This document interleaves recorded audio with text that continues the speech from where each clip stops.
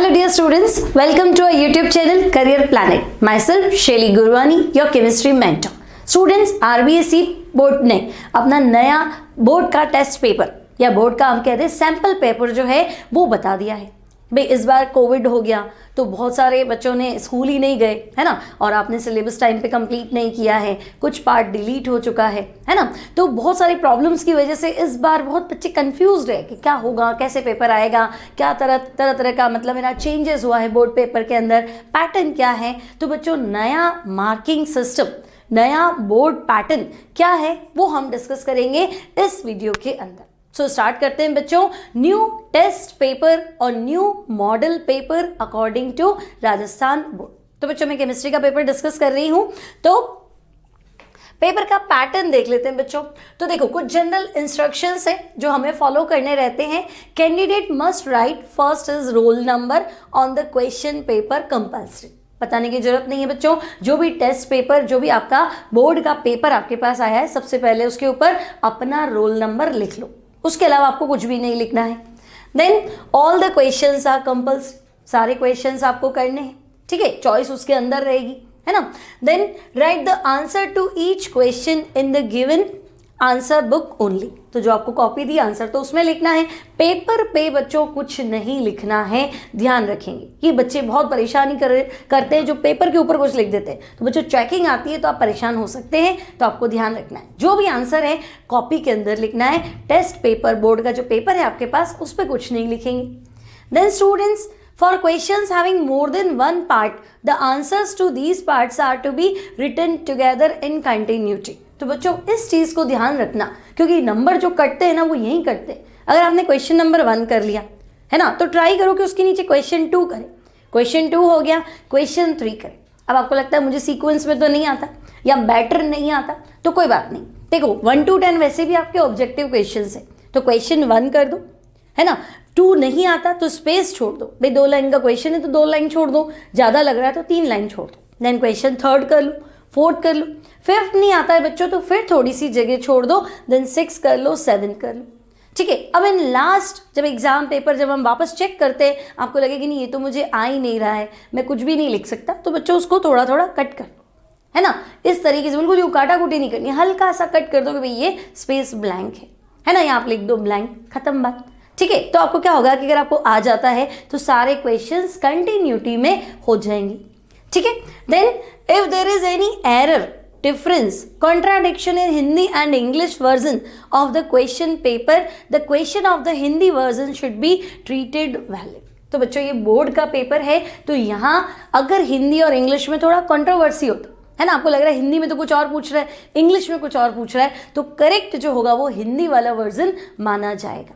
अगर यही आपका नीट का पेपर होता, जेई का पेपर होता, तो बच्चों वहां पे इंग्लिश वर्जन जो है वो हमेशा सही माना जाता है, तो ये आपको थोड़ा ध्यान रखना है, ऐसा हो सकता है, ठीक है। Then write down the serial number of the question before attempting it. हर क्वेश्चन को करने से पहले आपको ध्यान रखना है कि उसका सही नंबर लिखा है कि नहीं लिखा है, ठीक है। देन मार्किंग सिस्टम क्या है बच्चों, वेटेज क्या है, तो देखो 5 सेक्शन में हमारा पेपर डिवाइडेड है, section A, B, C, D और ई। सेक्शन ए में 1 to 10 क्वेश्चन नंबर जो 1 है बच्चों, उसमें 1 to 10 10 क्वेश्चन आए।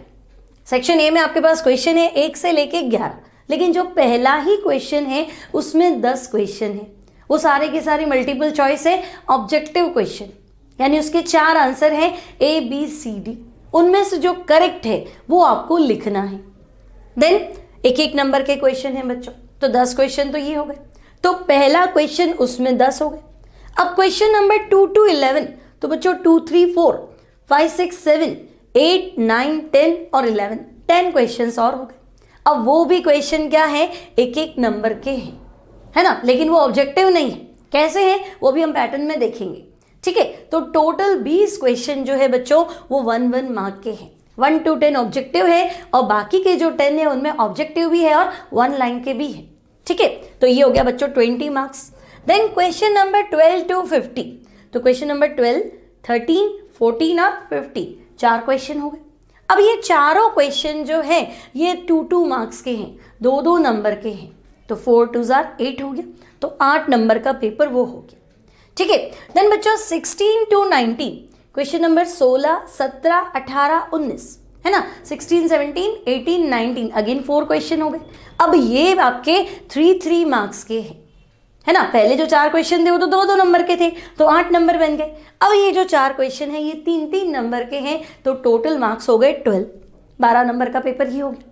देन बच्चों 20 and 21 20वां क्वेश्चन और 21वां क्वेश्चन, ये 2 क्वेश्चन जो है ये 4 नंबर के हैं, फिर 8 नंबर हो गए। अब 22 और 23 ये भी 2 क्वेश्चन है, ये भी 4 नंबर के हैं, मतलब टोटल 8 नंबर हो गए। तो बच्चों ओवरऑल पेपर तो 100 मार्क्स का है ना। अब 100 मार्क्स में क्या है, तो बच्चों देखो 56 मार्क्स का तो आपका क्या है, थियरी पेपर है। ठीक है, 56 मार्क्स का बच्चों आपका बोर्ड का जो पेपर आएगा ना, जो थियरी पेपर है। ठीक है, 14 मार्क्स जो है वो आपके स्कूल की तरफ से जाएंगे, यानी कि 14 मार्क्स आपके हो गए इंटरनल, जो आपके अटेंडेंस पे, बिहेवियर पे, half yearly exams, regular test, उन सब के अकॉर्डिंग बेस्ड होते हैं। देन बच्चों 30 मार्क्स जो है दैट इज प्रैक्टिकल। ठीक है, प्रैक्टिकल एग्जाम होगा बच्चों आपका, केमिस्ट्री प्रैक्टिकल का एग्जाम, उसके नंबर जो है वो 30 नंबर है। क्लियर, तो टोटल कर लो तो बच्चों टोटल हो जाएगा 100 मार्क्स। अब हम यहाँ जो आपको डिस्ट्रीब्यूशन बता रहे हैं वो बता रहे हैं ओनली 56 मार्क्स का, 14 तो स्कूल से जाएंगे, प्रैक्टिकल में 30 में से आप कितने लाते हो। ठीक है, तो 56 मार्क्स का डिस्ट्रीब्यूशन ये है। तो 56 में से 20 नंबर के क्वेश्चन तो 1 नंबर के हैं। ठीक है, फिर 2 नंबर के क्वेश्चन जो है बच्चों वो 4 है, 3 नंबर के क्वेश्चन वो भी 4 है, फिर 4 नंबर के क्वेश्चन जो है वो टोटल 4 है।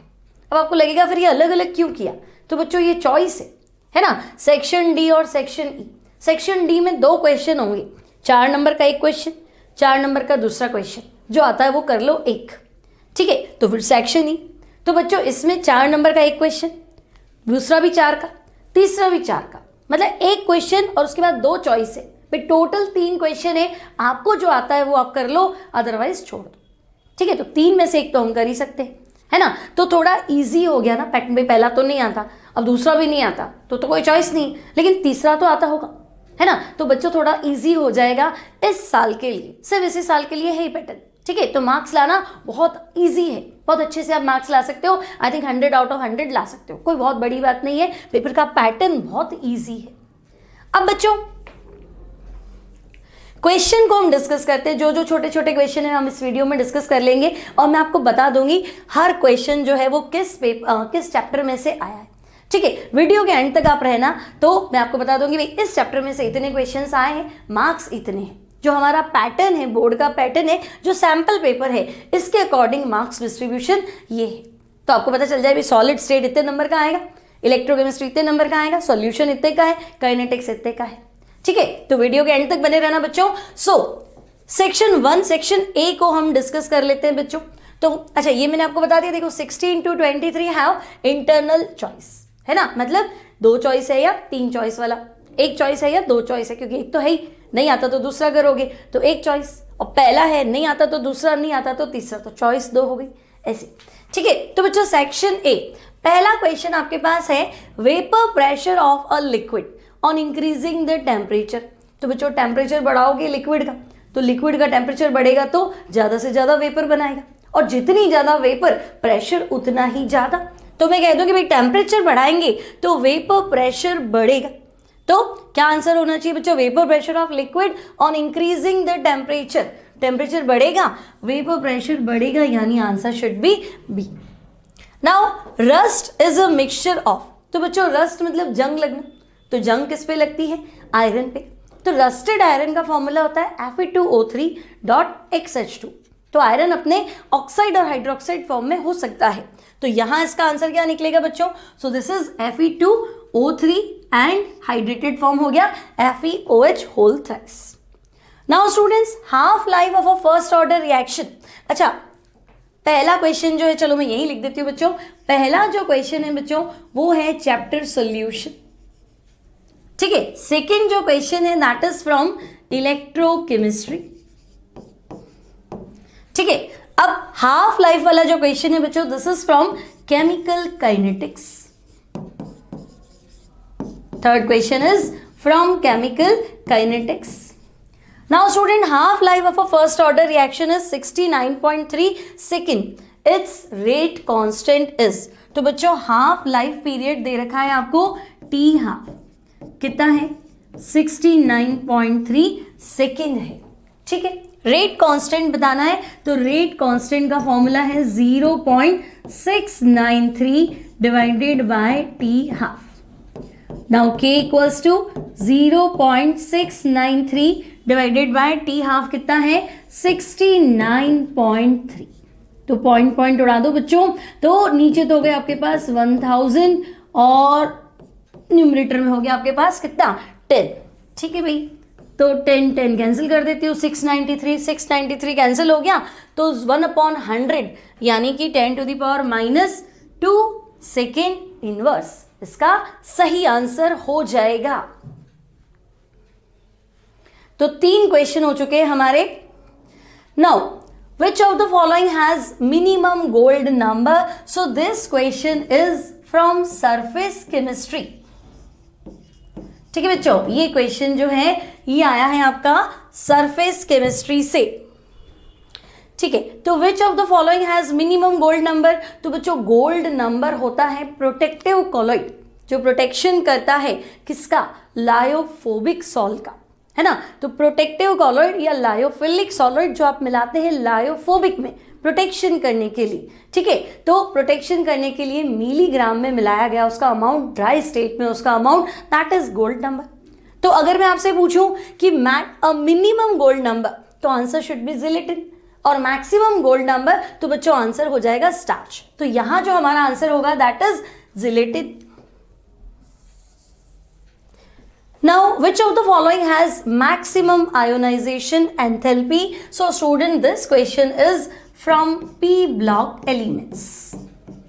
ठीक है, तो देखो मैक्सिमम आयोनाइजेशन एंथैल्पी, ये एक ही फैमिली है, देखो nitrogen phosphorus arsenic antimony.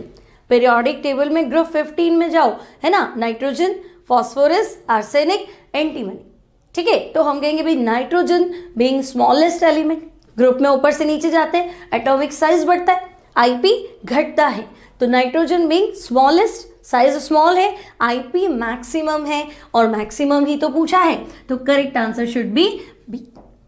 Now next जो क्वेश्चन है बच्चों that is from D and F block, ठीक है। एक्चुअली ये एफ ब्लॉक का है पर चैप्टर तो साथ में है ना, D and F block. Which element shows +4 oxidation state, oxidation state in lanthanoid series. तो बच्चों अगर हम सीरियम का कॉन्फ़िगरेशन देखें, सो this is xenon 6s2 5d1 and 4f1, ठीक है। अगर मैं इन चारों इलेक्ट्रॉन को रिमूव कर दूं तो बच्चों सीरियम +4 जो है ये बन जाएगा आपका ज़ीनॉन। तो ये हो गया इनर्ट गैस, इनर्ट गैस क्या हो गया, highly stable, that's why oxidation state should be +4, so correct answer will be cerium.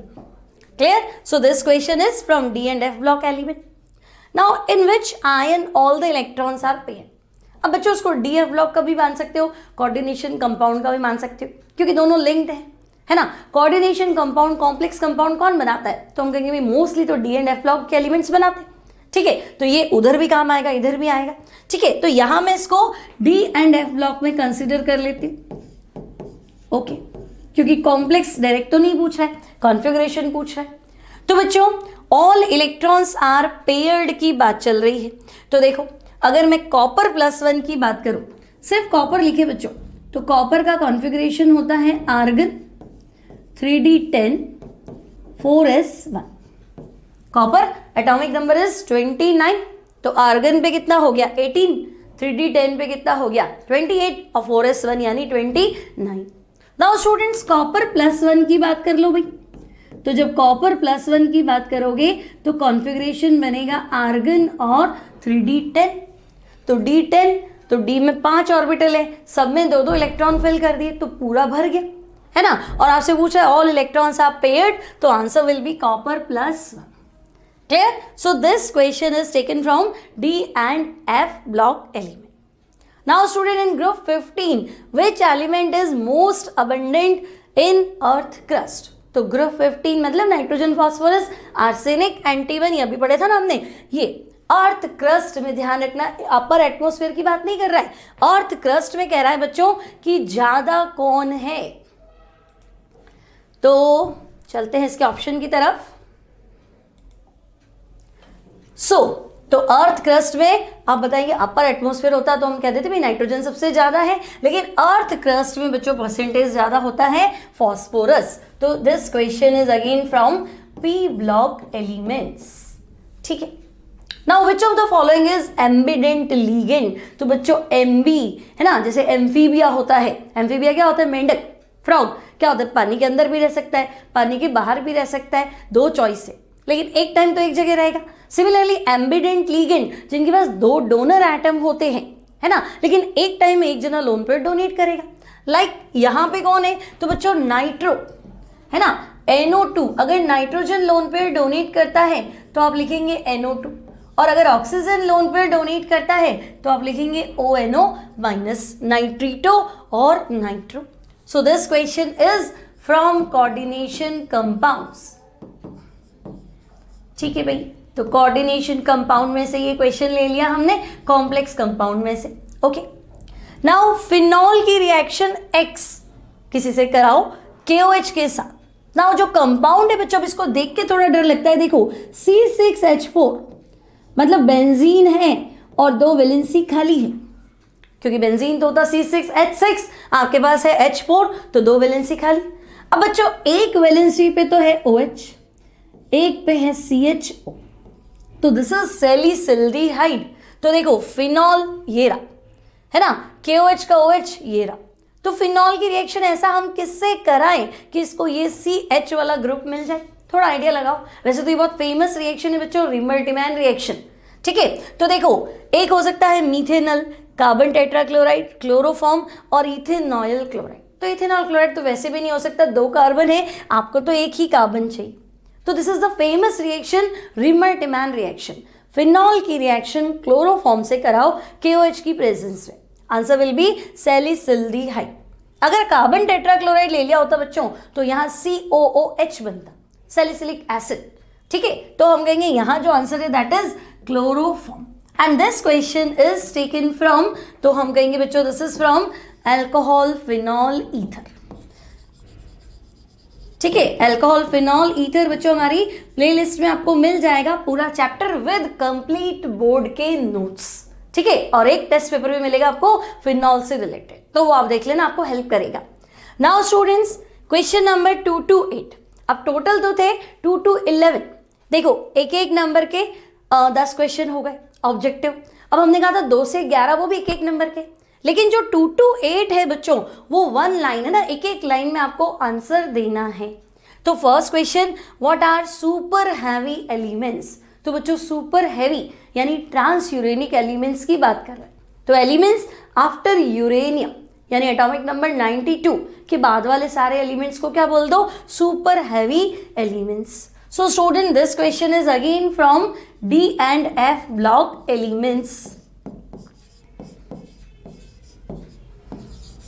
ठीक है, तो ये आपका देखो D and F ब्लॉक में अभी तक हमने 3 क्वेश्चन देख लिए। Now which element oxide is used to prepare coloured lens in sunglasses. तो सन ग्लासेस में नियोडियम या प्रेसिमोडियम के ऑक्साइड को यूज करते हैं coloured lens of sunglasses. तो बच्चों answer will be neodymium and praseodymium. ठीक है, लिखेंगे आप पूरा, neodymium and praseodymium oxide can be use to prepare coloured lens of sunglasses. अब फिर देखो बच्चों, ये क्वेश्चन फिर आपका D and F ब्लॉक में से आ गया। तो देखो एक एक नंबर के 4 क्वेश्चन, बहुत छोटा चैप्टर है D and F block elements, है ना, तो एक एक नंबर के 4 question, 2 objective, 2 1 line question. Clear, तो बच्चों एक लाइन में आंसर देना है। अच्छा, एक स्पेशल जो बात है बच्चों आपको ध्यान रखनी है, चाहे आपका बोर्ड एग्जाम हो चाहे नीट का एग्जाम हो, जैसे मान लो आपने ये क्वेश्चन किया कि भाई फिनॉल की रिएक्शन X से कराई KOH बना, है ना, ये बना। ठीक है, अब बोर्ड एग्जाम है, फिलहाल आपका आंसर आया है B, तो बच्चों आप सिर्फ B लिख के नहीं छोड़ेंगे, है ना, आपको लिखना है B फिर क्लोरोफॉर्म। बहुत बार क्या होता है गलती से, है ना, जल्दी जल्दी में B का C लिख दिया या C का B लिख दिया, दिमाग में तो क्लोरोफॉर्म है बट ABCD में से कुछ गड़बड़ कर दी। तो अगर आपने क्लोरोफॉर्म लिखा है, आगे एबीसीडी कुछ भी लिखा है तो इट्स ओके, वो कंसीडर कर लेगा एक बार, बट क्लोरोफॉर्म वो ढूंढेगा भी, आंसर क्लोरोफॉर्म होना चाहिए। तो आंसर कैसे लिखेंगे कि भाई हमारा करेक्ट आंसर है बी, सही लिखने की कोशिश करेंगे, और बी ऑप्शन क्या है, सो दिस इज क्लोरोफॉर्म। तो आपको आंसर इस तरीके से देना है। सिर्फ आपने लिख दिया पहले का ए, दूसरे का बी, तीसरे का सी, तो बच्चों गलती होने के भी चांसेस है, नंबर कटने के भी चांसेस है। डिपेंड्स ऑन योर टीचर कि वो कॉपी कैसे चेक करता है। ठीक है, तो हम ऐसा तैयार करें ना पैटर्न कि भाई हमें नंबर कटने ही नहीं देने, कुछ भी हो जाए मार्क्स ही कटने चाहिए, है ना, तो कोई गलती करो ही मत। ठीक है, तो छोटी छोटी गलतियां बच्चों आप ध्यान रखेंगे। Moving to next. तो बच्चों नेक्स्ट क्वेश्चन है, write the name of reaction from which diphenyl obtained from chlorobenzene. तो बच्चों ये क्वेश्चन जो है ये आया है आपका हेलो एल्केन हेलो एरीन में से। ठीक है, हेलो एल्केन हेलो एरीन का चैप्टर क्वेश्चन है। नाउ क्लोरोबेंजीन से डाइफिनाइल बनाना है, तो बच्चों आपने पढ़ रखा होगा क्लोरोबेंजीन। ठीक है, क्लोरोबेंजीन की रिएक्शन अगर हम कराते हैं सोडियम से ड्राई ईथर की प्रेजेंस में, ठीक है, तो हमारा आंसर है डाइफिनाइल या बाइफिनाइल कहते हैं इसको। और ये जो रिएक्शन है बच्चों, this is Fittig reaction. Clear, this is Fittig reaction. Now name the compound which reacts with toluene in sunlight and give benzyl chloride. तो बच्चों टोलुइन से रिएक्शन करानी है, टोलुइन होता है मिथाइल बेंजीन। ठीक है भाई, टोलुइन से रिएक्शन करानी है किसकी, क्लोरीन की, सनलाइट की प्रेजेंस में। ठीक है, अच्छा टोलुइन से रिएक्शन कराएंगे किसकी, कि आपका आंसर हो बेंजाइल क्लोराइड। तो कोई बात नहीं बच्चों, देखो बेंजीन पे CH2Cl, अब बेंजीन पे Cl लगाओगे कहाँ, कैसे लगाओगे, जब रिएक्शन तो क्लोरीन से कराओगे, है ना। तो सिर्फ आपको लिखना है here chlorine reacts with toluene in sunlight to give benzyl chloride, है ना, क्योंकि सनलाइट है ना बच्चों, तो साइड चेन, बेंजीन रिंग पे अटैक नहीं होगा, सनलाइट है ना, तो मिथाइल इथाइल जो भी इस पे ग्रुप होगा ना उस पे अटैक होगा, फ्री रेडिकल मैकेनिज्म होगा। ठीक है, तो again this question is from aldehyde ketone. आपकी बुक में जो ये रिएक्शन है ये बच्चों एल्डिहाइड कीटोन में गिवन है। तो चलो हेलो एल्केन में से एक क्वेश्चन बना aldehyde ketone. Now write the IUPAC name of paracresol. So students paracresol एक तरह से फिनॉल ही है, तो ये जो चैप्टर है बच्चों ये है अल्कोहल, फिनॉल एंड ईथर। ठीक है, अब पैराक्रिसॉल बच्चों मिथाइल और OH दोनों लगे हुए हैं यहाँ पे। ठीक है, तो आपको बताना है 4 methyl phenol, this is paracresol, 4 methyl phenol, है ना, पैराक्रिसॉल, तो अल्कोहल फिनॉल ईथर का हो गया। Now student write the name of the product obtained from oxidation of phenol by chromyl chloride. तो बच्चों ये जो है रिएक्शन है ना, ये जो क्वेश्चन है this is again from alcohol, phenol and ether. ठीक है, तो चलो अल्कोहल, फिनॉल, ईथर में से देखो एक एक नंबर के 2 क्वेश्चन आ चुके हैं। अब आपसे क्या पूछा है, फिनॉल का ऑक्सीडेशन कर लो किसकी प्रेजेंस में, क्रोमाइल क्लोराइड की प्रेजेंस में। तो बच्चों आपका जो आंसर है ये कंपाउंड ये बनेगा और इसका नाम है क्विनॉल। ठीक है, दिस इज क्विनॉल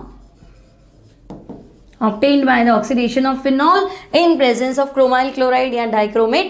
तो now which geometrical isomer of 1,2-dichloroethene have more melting point and boiling point? So this question is from stereochemistry। ठीक है बच्चों, स्टीरियोकेमिस्ट्री सबसे लास्ट चैप्टर है ये। तो सिस और ट्रांस होता है, इसमें से मेल्टिंग पॉइंट, बॉइलिंग पॉइंट ज्यादा हमेशा ट्रांस का होता है जब दोनों सब्स्टिट्यूएंट सेम हो। भैया दोनों क्लोरीन है ना, तब की बात चल रही।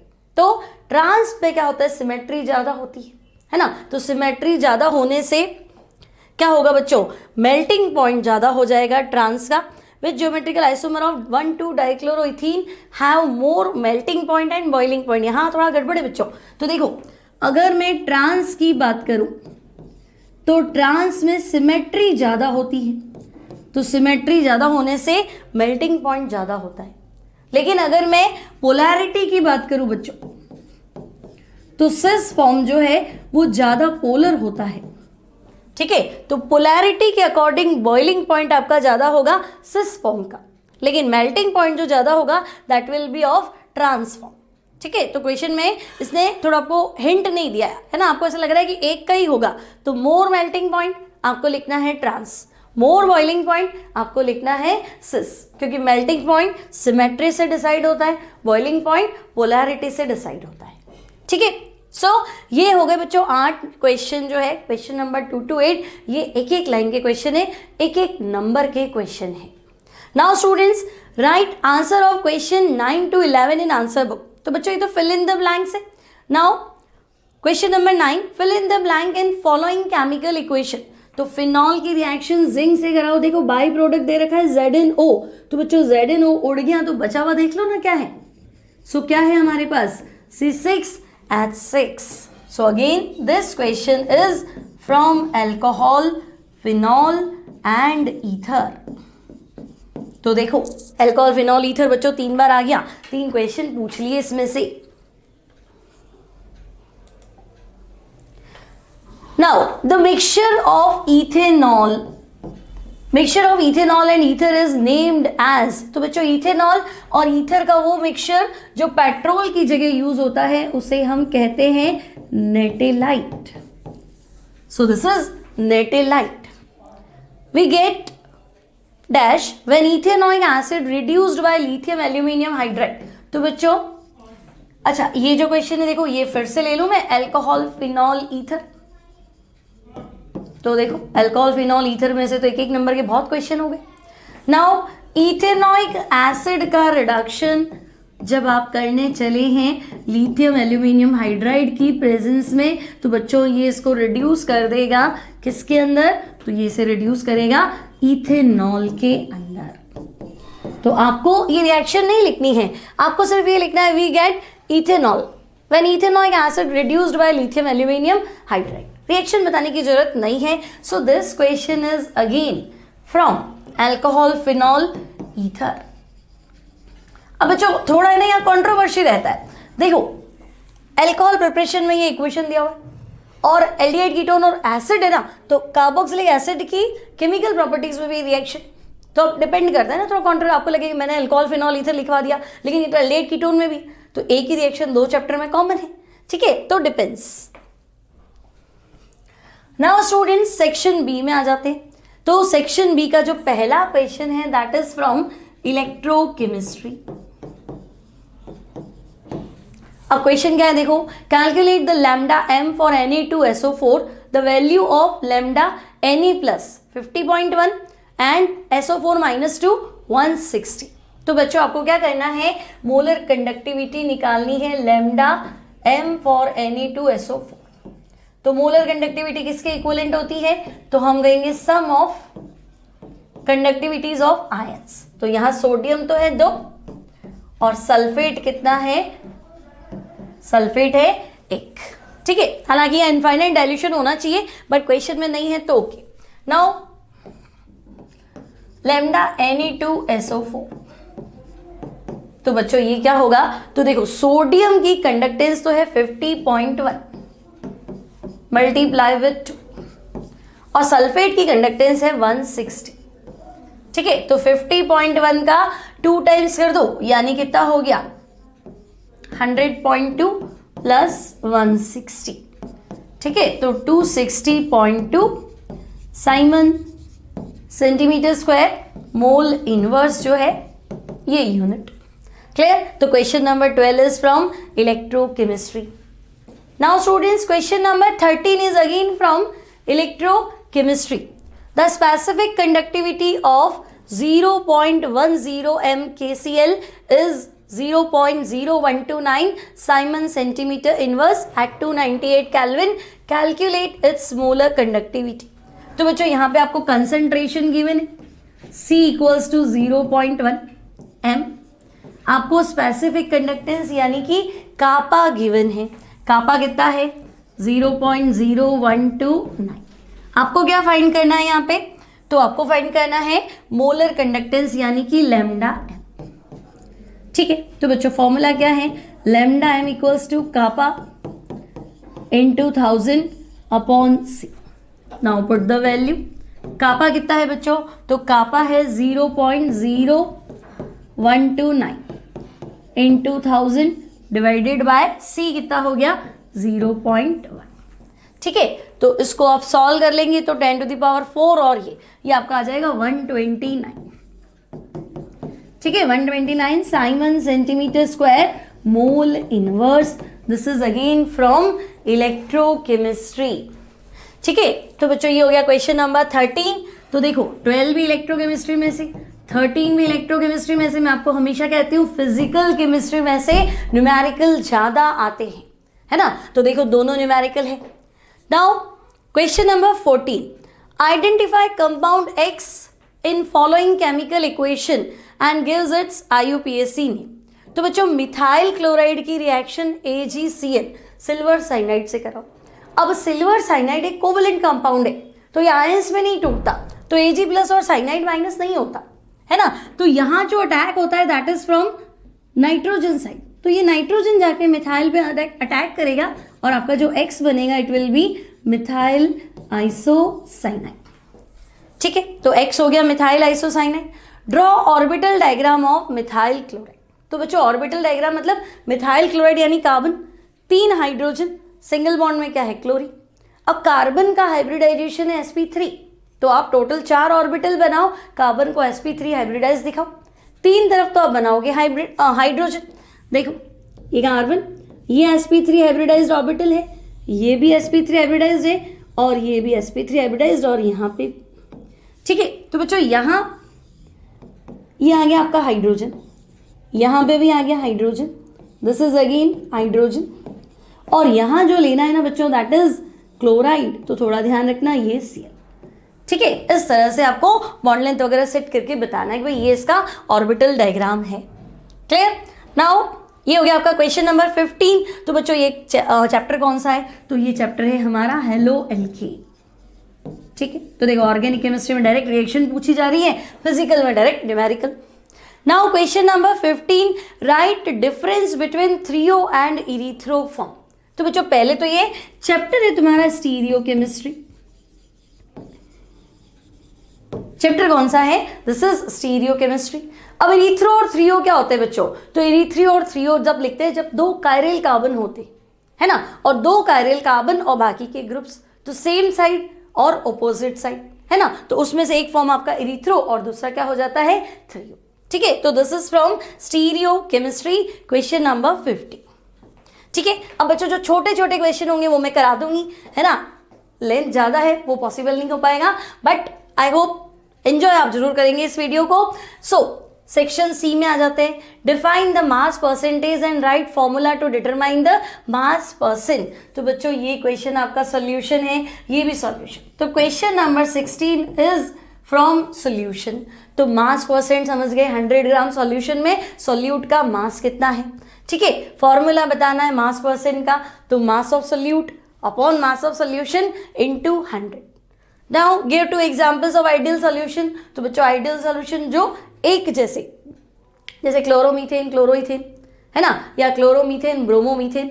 ठीक है, CCl4 SiCl4, benzene toluene, methanol ethanol, एक ही फैमिली के मेंबर मिलाओगे तो आइडियल बना देगा। नाउ अगर आपको ये नहीं आता तो बच्चों चॉइस में दूसरा क्वेश्चन क्या है, define the volume percent and write to determine the volume percent formula. तो वॉल्यूम परसेंट मतलब 100 ml पूरा सॉल्यूशन, उसमें जो आपने सॉल्यूट लिया है लिक्विड होना चाहिए क्योंकि वॉल्यूम परसेंट है ना, तो सॉल्यूट का वॉल्यूम 100 ml सॉल्यूशन में कितना है, तो volume of solute upon volume of solution into 100।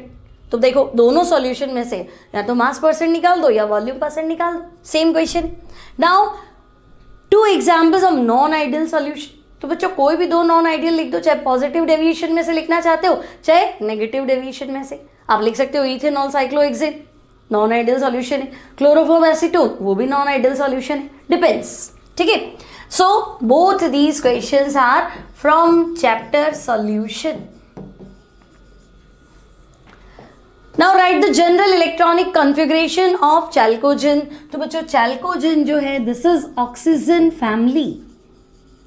ठीक है, तो ऑक्सीजन फैमिली का जनरल कॉन्फ़िगरेशन मान लो नहीं आता तो ऑक्सीजन का तो आता है 1s2 2s2 2p4, ऑक्सीजन का एटॉमिक नंबर कितना है 8, यानी 1s2 2s2 2p4, तो 8 हो गए। तो बच्चों 2s2 2p4 यानी पूरी फैमिली जो चलेगी that will be ns2 np4।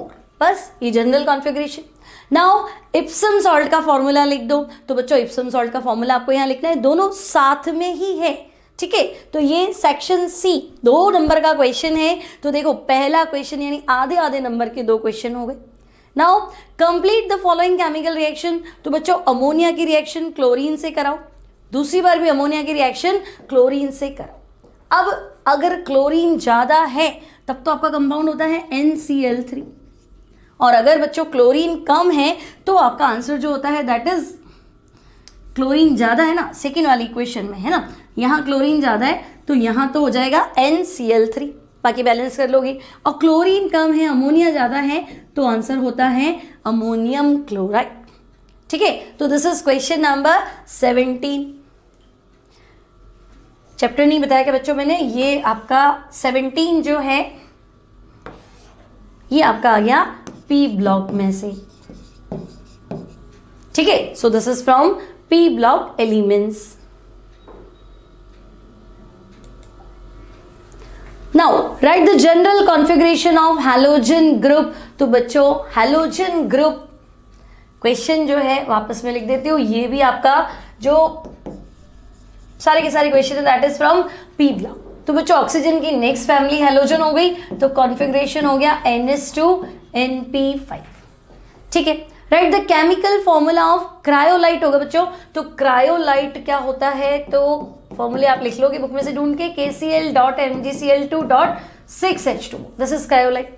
Now copper की रिएक्शन HNO3 से कराओ डाइल्यूट और कंसंट्रेटेड। तो बच्चों जब डाइल्यूट से रिएक्ट कराते हो तो NO गैस बाहर निकलती है, कंसंट्रेटेड से कराते हो तो NO2 बाहर निकलती है। प्रोडक्ट दोनों में सेम होता है, प्रोडक्ट आपका होता है copper nitrate. In both situation product is copper nitrate, ठीक है। अब बच्चों ये देखो क्वेश्चन नंबर 18, ये आपका है फ्रॉम कोऑर्डिनेशन कंपाउंड्स, ठीक है। तो this is from coordination compound. तो बच्चों IUPAC नेम लिखना है। पहले क्या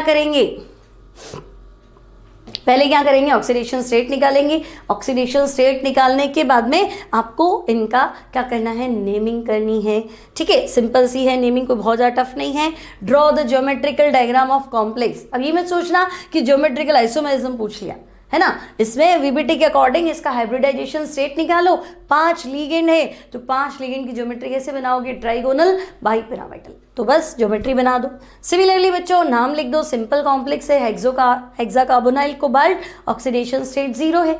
यहाँ हो जाएगा डाइग्लाइसिनेटो कॉपर, ऑक्सीडेशन स्टेट सेकंड आ जाएगी। यहाँ चेक करना है तो तुम चेक कर सकते हो आयरन 3rd और हेक्साक्लोरिडोफेरेट, और ऑक्सीडेशन स्टेट सेकंड आ जाएगी, है ना। यहाँ पे आपका आ जाएगा हेक्सामीन कोबाल्ट सेकंड क्लोराइड, ठीक है। और बच्चों यहाँ क्या करना है, NiCl4 का ज्योमेट्रिकल डायग्राम बनाना है, मतलब हाइब्रिडाइजेशन निकालो। तो मेरे हिसाब से sp3 आएगा, यानी टेट्राहेड्रल ज्योमेट्री ड्रॉ करनी है। So this question is also from coordination compounds. Now question number 19। तो बच्चों कैल्शियम साइनाइड की रिएक्शन कराओ H2SO4 प्लस एक कंपाउंड से, कैल्शियम साइनाइड की रिएक्शन कराओ H2SO4 मिलेगा X, फिर रिएक्शन कराओ, हाइड्रोलिसिस करो, फिर बनेगा Y। तो बच्चों याद रखनी है रिएक्शन, ये है calcium cyanamide CaCN2, calcium cyanamide CaNCN होता है, CaCN2, ठीक है, कैल्शियम साइनेमाइड, क्लियर। अब कैल्शियम साइनेमाइड का हाइड्रोलिसिस कराएंगे बच्चों तो आपका आंसर जो होगा that will be urea NH2CONH2, ठीक है। और नेक्स्ट है नाइट्रोबेंजीन, जो है मेटा डायरेक्टिव इफेक्ट शो करता है, रेजोनेटिंग स्ट्रक्चर बना लो। सिंपल सा क्वेश्चन है बच्चों। So question number 19 is from amines वाला चैप्टर है आपका, nitrogen functional group containing organic compound, यानी कि अमाइंस। नेक्स्ट क्वेश्चन बच्चों, तो ये भी फ्रॉम अमाइंस ही है। अमाइंस का क्या कर लो, पहले ऑक्सीडेशन कर लो और हाइड्रोलिसिस करके प्रोडक्ट बनाओ। तो पहले स्टेप में इमीन बनेगा और देन आपका एसिड बन जाएगा। Then draw resonating structure of aniline, तो एनिलीन होता है बेंजीन पे NH2, तो ऑर्थो पैरा डायरेक्टिव इफेक्ट है, तो आपको इसकी रेजोनेटिंग स्ट्रक्चर बनानी है। देन बच्चों नेक्स्ट जो क्वेश्चन है सेक्शन डी, तो देखो सेक्शन सी के क्वेश्चन जो हमने अभी किए ना वो थे 3-3 नंबर के, है ना, और 3-3 नंबर में बच्चों 2-2 क्वेश्चन है, ठीक है ना। अब इसमें 2 क्वेश्चन है तो 1.5 तुम खुद ही देख लो ऐसे होगा, है ना। यहाँ पे भी क्या है 1.5, ठीक है। तो सेक्शन डी और ई, अब जो क्वेश्चन है ये 4 मार्क्स के क्वेश्चन है। तो right total number of particles in BCC, तो बच्चों ये अब देखो पहला क्वेश्चन आया हमारा सॉलिड स्टेट में से, ठीक है। तो देखो सीधा ही 4 नंबर का क्वेश्चन पूछा है सॉलिड स्टेट में से, चॉइस में भी देखो छोड़ा नहीं है, चॉइस में भी है कि भाई सॉलिड स्टेट का चॉइस सॉलिड स्टेट ही रहेगा। तो right total number of particles in BCC, तो बच्चों BCC में क्या होता है ZBCC निकाल दो, 8 particles at 8 corner, contribution 1/8, body के सेंटर में कॉन्ट्रीब्यूशन 1, तो 2। Find out packing efficiency of body centred cubic cell, तो बच्चों पैकिंग एफिशिएंसी आएगी 68% BCC की, पूरा डेरिवेशन करना है। Draw Bravais crystal lattice structure of BCC unit cell, तो क्रिस्टल लैटिस मतलब क्यूब बनाओ, कॉर्नर पे पार्टिकल दिखाओ और बॉडी की सेंटर। अब ध्यान रखना 2 अलग अलग पेन से दिखाना, कॉर्नर वाले पार्टिकल को अलग कलर से दिखाना, बॉडी के सेंटर वाले को अलग से दिखाना, और नीचे लिखना body centre cubic unit cell. Then बच्चों write total number of particles in simple cubic unit cell, तो सिंपल क्यूबिक का ZSC देखो यही फाइंड कर लेते हैं। सिंपल क्यूबिक में 8 particles at 8 corner, contribution is 1/8, तो ZSC आपका आया 1। Find out packing efficiency of simple cubic unit cell, तो बच्चों पैकिंग एफिशिएंसी सिंपल क्यूबिक की होती है 52.4%। Then draw Bravais lattice crystal lattice structure of simple cubic unit cell, तो बच्चों क्रिस्टल लैटिस मतलब क्यूब बनाओ, 8 कॉर्नर पे 8 पार्टिकल दिखा दो, सिंपल क्यूबिक बन जाएगा। देन देखो नेक्स्ट क्वेश्चन जो है question number 21, this is from surface chemistry, lyophilic colloid, ये सरफेस केमिस्ट्री और ये भी है बच्चों सरफेस केमिस्ट्री। ओके, तो 4 नंबर का क्वेश्चन आपसे पूछ लिया यहाँ सरफेस केमिस्ट्री, और एक ऑब्जेक्टिव में भी था बच्चों प्रोटेक्टिव कॉलॉइड, ठीक है। तो लायोफिलिक जब डिस्पर्स्ड फेज और मीडियम में क्या होता है अट्रैक्शन, तो फिलिक। देन एडिसॉर्प्शन और एब्जॉर्प्शन, तो बच्चों स्पंज को पानी में डालते हैं तो वो पूरा का पूरा पानी सोख लेता है ना, लेकिन अगर एक चॉक को इंक में डाल के बाहर निकाल दे तो इंक खाली सरफेस पे आती है। तो एब्जॉर्प्शन बल्क फिनोमिनन है थ्रू आउट द बॉडी, और एडिसॉर्प्शन सरफेशियल फिनोमिनन है, सिर्फ सरफेस पे होता है, ठीक है। देन बच्चों एडिसॉर्प्शन जो है ना वो क्या होता है सेम स्पीड से, है ना, एब्जॉर्प्शन जो है स्पंज को पानी में डाला तो एक साथ पूरा पानी सोख लेगा, तो स्पीड क्या होती है सेम होती है, यूनिफॉर्म रेट से प्रोसीड होता है। लेकिन एडिसॉर्प्शन तो शुरू में तो फास्ट होता है, बाद में क्या हो जाता है स्लो हो जाता है, नॉन यूनिफॉर्म रेट से होता है, ठीक है। तो 2 डिफरेंस बहुत है आपके यहाँ। Draw labelled diagram of electric dialysis, तो बच्चों कोलोइडल सॉल्यूशन में से इम्प्योरिटी दूर करने के लिए, है ना, कोलोइडल सॉल्यूशन को एक एनिमल मेम्ब्रेन से बने हुए बैग में फिल करते हैं, फिर उसको हैंग कर देते हैं, नीचे वाटर वेसल लगा दो, कंटिन्यूसली पानी जाएगा और बाहर आएगा, और इलेक्ट्रिक डायलिसिस मतलब कैथोड लगाओ एनोड लगाओ और करंट पास करो, ठीक है। तो ये पिक्चर बनाना है, तो बच्चों ये 4 नंबर का क्वेश्चन है। Then define the lyophobic colloids, तो लायोफोबिक जब डिस्पर्स्ड फेज और डिस्पर्जन मीडियम में क्या होता है रिपल्शन, तो उसे हम कहते हैं lyophobic colloids. Write 2 differences between solution and colloid, तो 2 डिफरेंसेस बिटवीन सॉल्यूशन और कॉलॉइड मतलब कॉलॉइडल सॉल्यूशन। तो बच्चों true solution particle size 1 nanometre से छोटा होता है, कॉलॉइडल सॉल्यूशन पार्टिकल साइज 1 से 100 नैनोमीटर के बीच में होता है। फिर ट्रू में ना तो कभी टिंडल इफेक्ट होता है ना ब्राउनियन मूवमेंट होता है, कॉलॉइड की तो प्रॉपर्टी है कि टिंडल इफेक्ट दिखाएगा, ब्राउनियन मूवमेंट दिखाएगा। देन बच्चों draw labelled diagram of Tyndall effect, तो सिर्फ डायग्राम बनाना है जिसमें आपको स्कैटरिंग ऑफ लाइट को दिखाना है। तो बच्चों ये दोनों क्वेश्चन थे आपके सरफेस केमिस्ट्री में से, तो ये 4-4 नंबर के क्वेश्चन है ना। अब इसमें मार्क्स डिस्ट्रीब्यूशन कैसे है वो आपको लिखा हुआ मिलेगा भाई, 4 मार्क्स। क्वेश्चन नंबर कौन सा ये 20, हाँ सेक्शन डी और सेक्शन ई, हाँ 4 नंबर के क्वेश्चन है चॉइस वाले, ठीक है। तो मार्क्स डिस्ट्रीब्यूशन आपका लिखा हुआ होगा कि भाई इस तरह से है, नहीं तो मैनेज करना है भाई, ये 4 नंबर के क्वेश्चन है। सो बच्चों सेक्शन ई में आ जाते हैं हम। सेक्शन ई में देखो, derive the formula of rate constant for first order reaction, और सेकेंड है calculate the half life of the first order reaction whose rate constant is this. तो बच्चों ये क्वेश्चन हो, इसका चॉइस या इसका चॉइस, ये सारे के सारे जो क्वेश्चन आए हैं these are from chemical kinetics. तो बच्चों देखो काइनेटिक्स में से 4 नंबर का क्वेश्चन तो आपसे सीधा ही पूछ लिया, है ना। 4 नंबर का क्वेश्चन आपसे पूछ लिया काइनेटिक्स में से, कोई भी कर लो, ठीक है। और ऑब्जेक्टिव में भी हमने देखा था हाफ लाइफ वाला क्वेश्चन था इसे, ठीक है। अब पहले में क्या करना है बच्चों, तो आपको ये इंटीग्रेटेड रेट एक्सप्रेशन है ना, k equals to 2.303 divide by t log base 10 a upon a minus x, ये एक्सप्रेशन जो है ये डिराइव करना है। कैलकुलेट द हाफ लाइफ, यानी देखो t हाफ आपको कैलकुलेट करना है, रेट कांस्टेंट आपको दे रखा है, सेम क्वेश्चन दिया था ऑब्जेक्टिव में भी 0.693 into 10 to the power minus 14, formula लगा लो, t half equals to 0.693 divided by k, ठीक है। चॉइस में क्या है, derive the rate constant formula of zero order reaction. तो बच्चों इस बार आपको क्या करना है, फॉर्मूला निकालना है k equals to x by T, ये फॉर्मूला डिराइव करना है। पिछली बार आपको ये फॉर्मूला डिराइव करना था, ठीक है।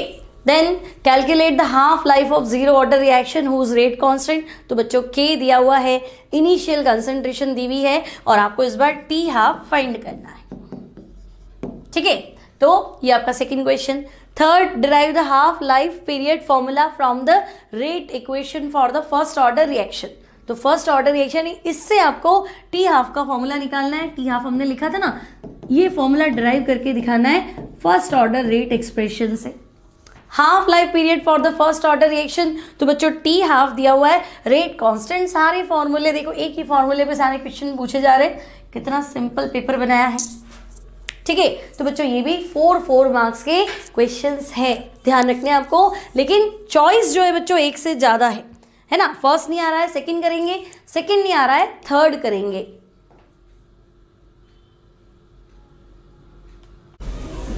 सो स्टूडेंट्स ये क्वेश्चन तो हमारे केमिकल काइनेटिक्स से।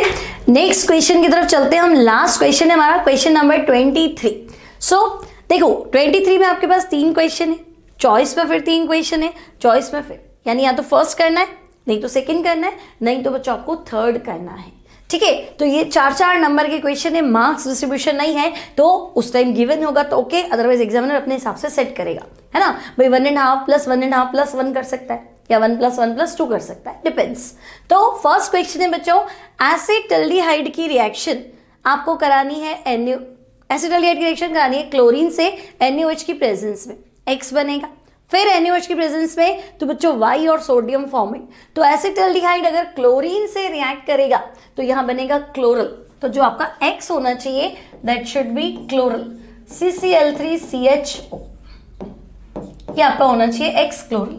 और Y प्लस सोडियम फॉर्मेट है बच्चों, तो Y जो है दैट शुड बी क्लोरोफॉर्म, ये हेलोफॉर्म रिएक्शन है, ठीक है, right. IUPAC name of succinic acid, तो बच्चों सक्सेनिक एसिड होता है ब्यूटेन 1,4-डाइओइक एसिड, तो 4 कार्बन वाला डाई कार्बोक्सिलिक एसिड जो है that is succinic acid. Now draw the diagram of dimer of acetic acid. तो बच्चों एसिटिक एसिड का डाइमर, यानी एसिटिक एसिड आपका हो गया CH3 C double bond OH। Dimer क्यों, तो हम कहेंगे ये इंटरमॉलिक्यूलर हाइड्रोजन बॉन्डिंग के थ्रू 2 एसिटिक एसिड के मॉलिक्यूल आपस में कनेक्ट हो जाते हैं, तो ये हाइड्रोजन बॉन्ड है, यहाँ हाइड्रोजन बॉन्ड है, so this is dimer of acetic acid, ठीक है। अब चॉइस में क्या क्वेश्चन है बच्चों, तो मिथाइल मैग्नीशियम ब्रोमाइड की reaction CO2 followed by hydrolysis होगा, तो यहाँ बनेगा एसिटिक एसिड। अब बच्चों यहाँ H3N नहीं है, यहाँ N3H होना चाहिए, हाइड्रोजोइक एसिड, तो ये रिएक्शन बनेगी आपकी स्मिट रिएक्शन। अब स्मिट रिएक्शन में क्या होता है, तो एसिटिक एसिड को हाइड्रोजोइक एसिड के साथ गर्म कर दो, ठीक है, H2SO4 की प्रेजेंस में, तो यहाँ जो कंपाउंड बनेगा that should be methyl amine, तो डिपेंड, अगर यहाँ N3HO तो बच्चों ये स्मिट रिएक्शन हो जाएगी, और अगर यहाँ अमोनिया है तो फिर अमोनियम सॉल्ट बनेगा। ठीक है, अब right the IUPAC name of adipic acid, तो एडिपिक एसिड है हेक्सेन डाइओइक एसिड या हेक्सेन 1,6 डाइओइक एसिड, 6 कार्बन वाला di carboxylic acid. Now draw resonating structures of carbonyl group, तो बच्चों कार्बोनाइल ग्रुप होता है C डबल बॉन्ड। अब इसकी रेजोनेटिंग स्ट्रक्चर्स आपको बनानी है। चॉइस में क्या क्वेश्चन है, तो बच्चों ये कुछ नहीं, यहाँ पे ये है आपका डाइक्लोरोइथेन यानी इथाइलिडीन डाइक्लोराइड की रिएक्शन आपको करानी है KOH से। KOH से कराओगे, आपके पास जो कंपाउंड बनेगा दैट विल बी X, फिर जिंक मर्करी और कंसंट्रेटेड HCl से रिएक्शन कराओगे रिडक्शन, देन आपका जो कंपाउंड बनेगा दैट विल बी Y। तो अब होगा क्या, तो बच्चों यहाँ से 2 KCl एलिमिनेट करोगे, वाटर एलिमिनेट करोगे तो यहाँ बनेगा एसिटल्डिहाइड, और एसिटल्डिहाइड का क्लीमेंसन रिडक्शन करा दो तो आपका आंसर हो जाएगा इथेन। ठीक है, then write the IUPAC name of acetaldehyde, तो बच्चों IUPAC नेम ऑफ एसिटल्डिहाइड है इथेनॉल। और draw resonance structure of carboxylate ion यानी RCOO- की रेजोनेटिंग स्ट्रक्चर्स आपको बनानी है। ठीक है, अब बच्चों देखो पूरा चैप्टर हमने डिस्कस कर लिया। अब इसमें आपने क्या देखा, पहले जो क्वेश्चन है क्वेश्चन नंबर 1, इसमें 10 क्वेश्चन थे, 10 ऑब्जेक्टिव थे। क्वेश्चन नंबर 2 to 11 ये भी 1 मार्क्स के क्वेश्चन थे, लेकिन इनमें से 2 question fill in the blank थे और 8 क्वेश्चन जो थे वो 1 नंबर के क्वेश्चन थे, 20 मार्क्स हो गए। फिर 2 नंबर के क्वेश्चन थे, है ना, और 3 नंबर वाले क्वेश्चन बच्चों उसमें चॉइस था। 4 नंबर वाले क्वेश्चन उसमें भी चॉइस है, फिर 4 नंबर वाले 2 क्वेश्चन है उसमें 2 चॉइस है। ठीक है, तो इस तरह से इसका मार्किंग सिस्टम है। अब बच्चों चैप्टर वाइज अगर हम देखें तो इस पेपर को ध्यान में रखते हुए अगर हम देखें तो इस चैप्टर में, इस पेपर में सॉलिड स्टेट में से बच्चों 4 नंबर का क्वेश्चन पूछा है। सॉलिड स्टेट क्वेश्चन आया है बच्चों 4 मार्क्स के, 4 नंबर का क्वेश्चन आपका पूछा है सॉलिड स्टेट से, एक ही क्वेश्चन पूछा है 4 नंबर का चॉइस वाला, चॉइस में भी सॉलिड स्टेट था। सेकेंड चैप्टर जो है बच्चों आपका क्या था, सॉल्यूशन। तो सॉल्यूशन की अगर हम मार्किंग सिस्टम देखें बच्चों तो एक क्वेश्चन तो आपका ऑब्जेक्टिव पूछा था, है ना, और एक क्वेश्चन आपका 3 नंबर का पूछा था मास परसेंट, चॉइस में क्या था, वॉल्यूम परसेंट। तो 1 + 3, तो बच्चों सॉल्यूशन भी है that is 4 marks. Clear. Third जो चैप्टर है बच्चों that is electrochemistry.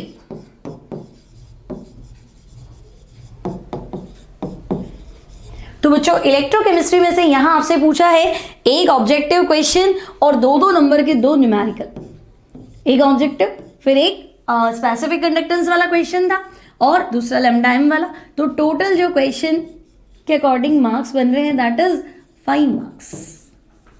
Clear. Then बच्चों इलेक्ट्रोकेमिस्ट्री के बाद आपके पास है केमिकल काइनेटिक्स।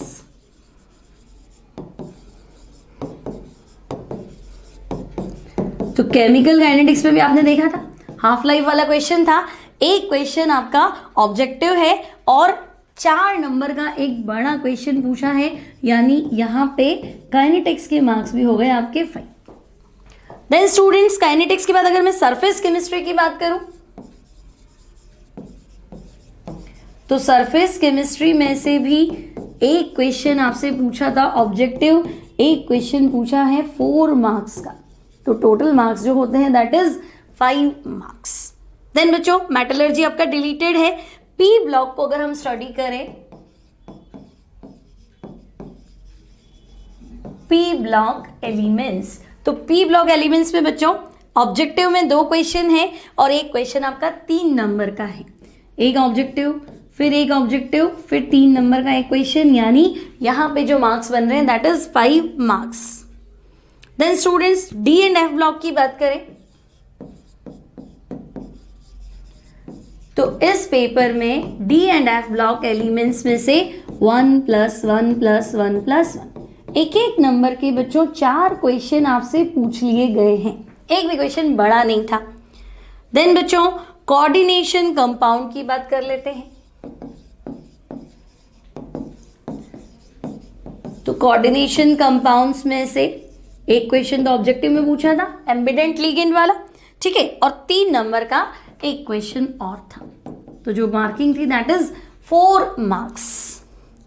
देन बच्चों हेलो एल्केन की अगर हम बात करें तो हेलो एल्केन में एक क्वेश्चन तो आपसे ऑब्जेक्टिव में पूछा, halo alkane and hello Aries, ठीक है, एक क्वेश्चन ऑब्जेक्टिव में। फिर सेक्शन बी में 2-2 नंबर के 2 क्वेश्चन, यानी कि मार्किंग जो थी दैट इज 5 मार्क्स, ठीक है। अब अल्कोहल फिनॉल ईथर, तो मार्क्स गिन लीजिए बच्चों, टोटल मार्क्स आपके 56 होने चाहिए। मार्क्स गिन लीजिए, टोटल मार्क्स आपके 56 होने चाहिए बच्चों।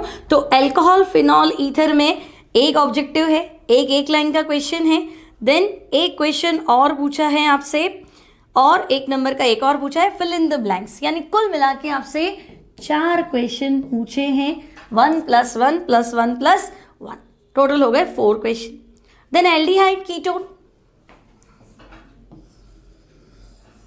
तो बच्चों नेक्स्ट चैप्टर की ओर चलते हैं। एल्डिहाइड कीटोन, कार्बोक्सिलिक एसिड, यहां से आपसे जो पूछा है वो आपसे पूछा है, एक लाइन का एक क्वेश्चन था, एक फिल इन द ब्लैंक्स का, और एक 4 नंबर का क्वेश्चन, ठीक है। तो 1 लाइन में था, फिल इन द ब्लैंक्स में था, 4 मार्क्स का क्वेश्चन, यानी टोटल मार्क्स जो है that is 6 marks from aldehyde ketone, ठीक है, 6 मार्क्स फ्रॉम एल्डिहाइड कीटोन। अब बात करें बच्चों अमाइंस की, तो अमाइंस में से एक ही क्वेश्चन पूछा था और वो था 3 नंबर का, तो 3 नंबर का क्वेश्चन है अमाइंस में से।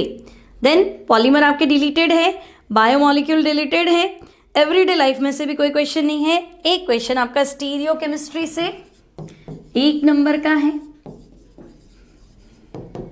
1 लाइन का क्वेश्चन था, और एक क्वेश्चन बच्चों क्या था, इरिथ्रो और थ्रियो, है ना, सेक्शन बी में से। तो स्टीरियो केमिस्ट्री में से आपसे टोटल 3 मार्क्स के क्वेश्चन पूछे हैं। तो टोटल आप इसको कर लीजिए बच्चों, टोटल मार्क्स आपके हो जाएंगे 56। तो ये है marks distribution according to RBSE new pattern. अब बच्चों देखो साफ साफ मेंशन है आपके पेपर के अंदर 25% जो है मार्क्स डिस्ट्रीब्यूशन इधर उधर हो सकता है ना भाई। इस पेपर को कैलकुलेट करके हमने ये मार्किंग सिस्टम दिया है, ठीक है, लेकिन 25% इधर उधर हो सकता है। भाई आपसे पूछा ये 5 नंबर का है, ये 5 हो सकता है एग्जाम में 6 का हो जाए, ये 4 का हो जाए, डिपेंड्स, है ना, क्योंकि उन्होंने साफ इंस्ट्रक्शन दिए, थोड़ा बहुत चेंजेस हम करेंगे। तो आई होप बच्चों आपको न्यू पैटर्न समझ में आ गया होगा, किस चैप्टर में से कितने नंबर के क्वेश्चन है वो समझ में आ गया होगा, ठीक है। एक इप्सम सॉल्ट जिप्सम सॉल्ट पे कंफ्यूज मत होना, जिप्सम सॉल्ट आपका CaSO4.2H2 होता है और इप्सम सॉल्ट होता है बच्चों MgSO4, है ना। तो ये क्वेश्चन आपका पी ब्लॉक में से ही लिया हुआ है, ठीक है। तो ये मार्किंग सिस्टम हो गया आपका। आई होप आपको लेक्चर अच्छा लगा होगा, अच्छा लगे तो प्लीज लाइक जरूर करेना, चैनल को सब्सक्राइब करना। आपको बहुत सारे इंपॉर्टेंट लेक्चर्स मिलेंगे आपके बोर्ड के एग्जाम्स के रिगार्डिंग। तो मिलेंगे नेक्स्ट लेक्चर में, till then take care and all the best for your board exams.